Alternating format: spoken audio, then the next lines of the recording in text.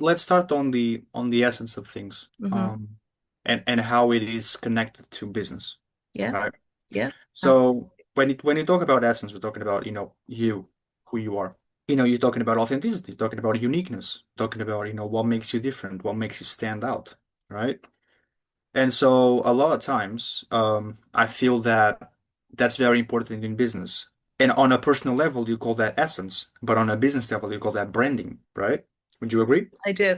And I Yeah. think it all goes back to understanding who you are before we Mhm. were conditioned. It's almost like they don't let us be us from a very young age and they Mhm. don't cultivate it. So we find a way to adapt. Took me a long time to accept this. Like, our parents come from a generation where most people were emotionally unavailable, and that creates toxicity. That creates people who need to be toxic to get attention. Yeah. They believe that with all their hearts. They believe that they have to do these crazy things in order to get their attention. It's not very good for your soul. And you can look in people's eyes when they're broken and when they're not, right? Mm-hmm. And you can see that demons attract demons, but demons are also attracted by light.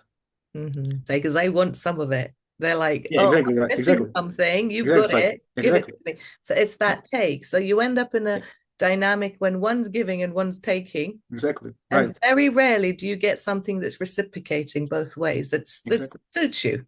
When we're growing up, we need to reparent ourselves. It's like, and especially for men, because we're talking about, like men supporting men and men, like, what do you think about men, like being able to talk more, express more themselves? Like, what do you think about that? I'm going to be quite frankly on this. Like, teamwork is very important, especially in relationships and friendship, but you need to know how to be independent. And like a lot of times, like, especially when we're growing up, we grow up with those ideals that our parents impose on us, like, no, independence is financial. But who teaches you mental independence? Who teaches you emotional independence? Who teaches you spiritual independence? Who teaches you that? Nobody teaches you that. Back then, at least from where I come from, nobody was telling that. Nobody No, was teaching that, you're right? right. And I'm 23. I mean, I'm not that old. I'm actually quite young. I mean, compared to probably most people who are going to watch this, I'm a baby, right? But from where I come from, Hmm. Portugal, at the time, 2001 to 2010, Yeah, and to 2015, 18, 19, 20, and whatever. And now we'll start seeing a shift, yeah. you know? Um, there was nothing like that. It was not normal to emotion. What is emotional independence? What is that? No, that's nothing. Just go to work, whatever. And you grow up to kids who are numbed, who are numb. Mm. They don't wake up unhappy or miserable, but they're numb to the things that have meaning in life. And when a kid asks himself or herself or a teenager, who am I? It's impossible to not feel a deep sense of loneliness because you don't know how to answer that. And then you don't know where to go and who to go to help you with that answer. And I was in Morocco for quite a while, Mm. like 2, 3 years, and it has a lot of European, like, like influences. It's Hmm. very influenced by Europeans, but it's still not Europe. So there has to be that balance. And there's a lot of that, not a fight, but there's a lot of that conservative versus liberal Hmm. thing where you have people that are extremely conservative, and then you have people there that are extremely liberal, Yeah. and people that believe in union, and that's what it is. And the people that are more traditional, that are raised there, more traditional, they're in the open markets and stuff, like they're very, very traditional. Hmm. And then you have people that come there with money, they get the better houses, they get better everything, right? But deep down, they take care of the country, and everybody's respecting, and things are very, well done. It's only my opinion, really. Think one thing is sure. You want to grow as a person and you want to support yourself the right way, and you want to be introduced to new ideas. You cannot be introduced to new ideas with living around the same people. That just doesn't work.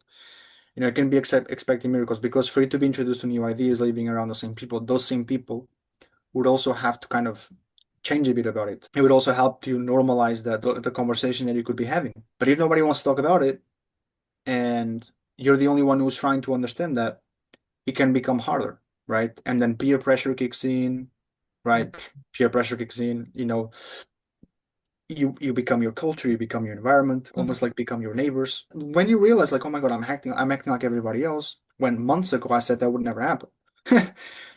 And it's almost like a drug.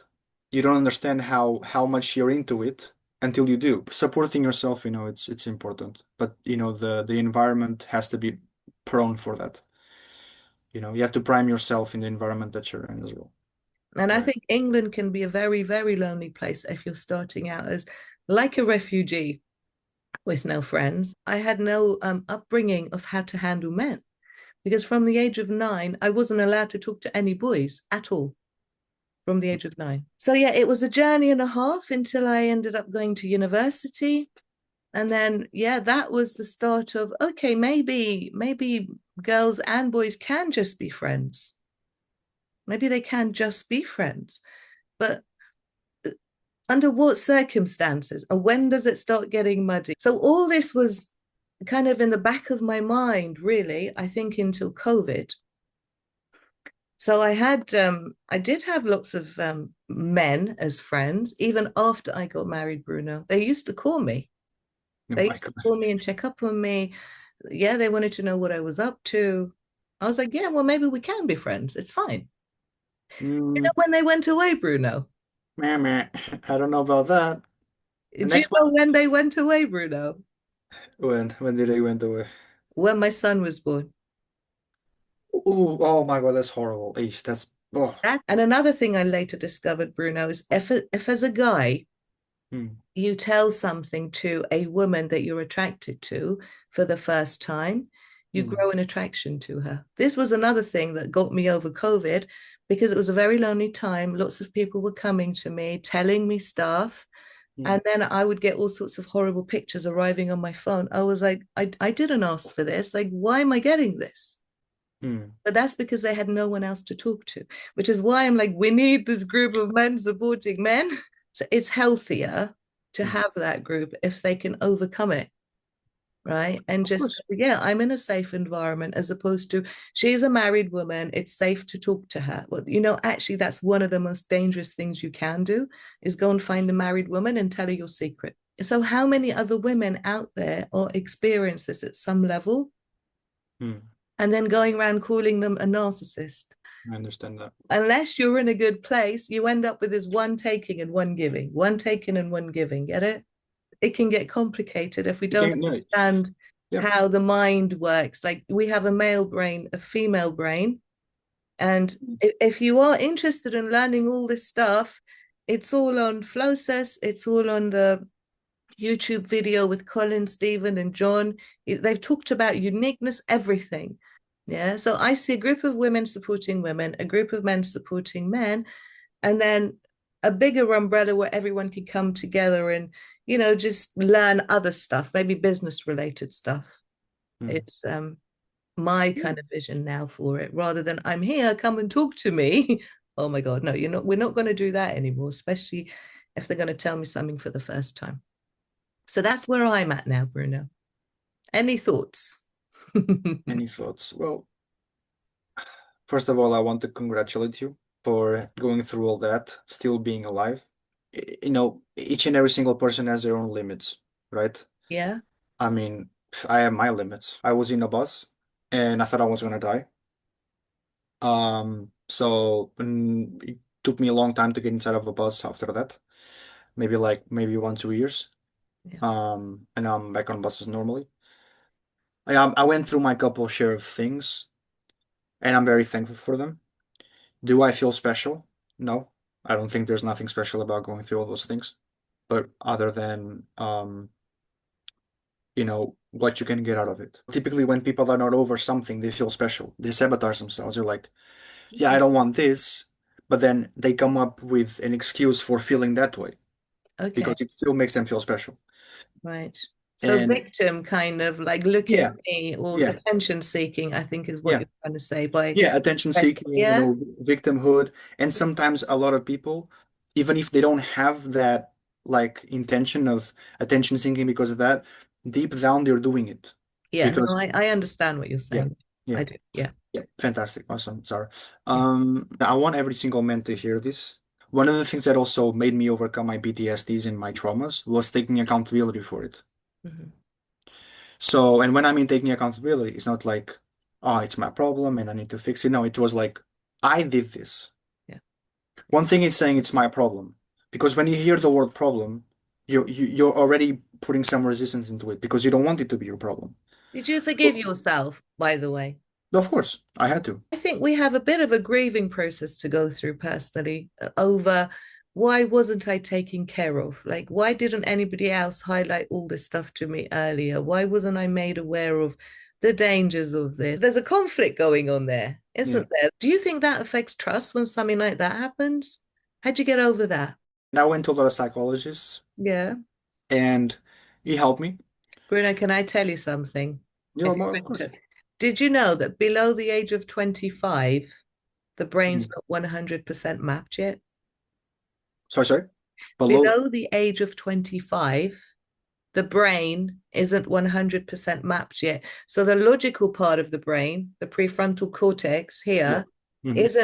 isn't mapped all the way to your unconscious brain. So between it, you have the amygdala anyways. So that fires off. So that disconnects us sometimes.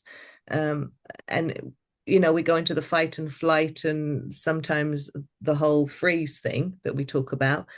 But it's almost like there's a dotted line before the age of 25. So we need some kind of mentor, right? Because sometimes we don't quite get it and we're not quite connected either to the emotion or to our intuition. The unconscious brain always knows the right thing to do. Yeah. But we experiment, we do silly things, we play games, we do stuff, okay? And then this can't quite analyze it. So 11 is a very young age to be judging ourselves about something we did. Yeah, of course. Yeah.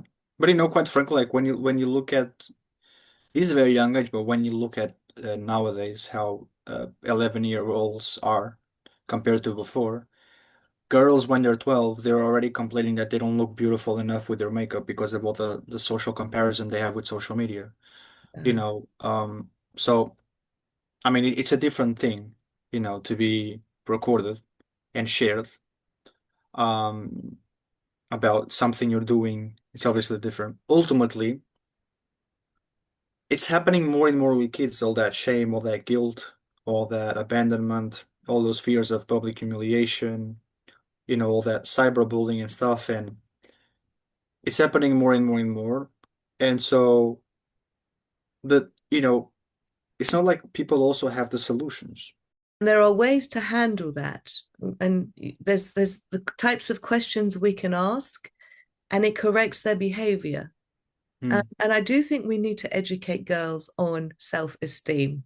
Like if we're looking to attract a boy because of our looks, and these Hmm. values aren't aligned, we're not going to get on. We don't naturally, and there's this, well, he wants to be with you and then dump you, and there's that video said, did you learn to date from an 11-year-old, or do you want to learn to date from an 11-year-old? It's all that conversation that I had with John earlier. So there's a lot of work to be done in that area too. And the training's there. It's just Hmm. about raising awareness around it and finding who feels passionate about to want to, I don't know, learn it to teach it to others.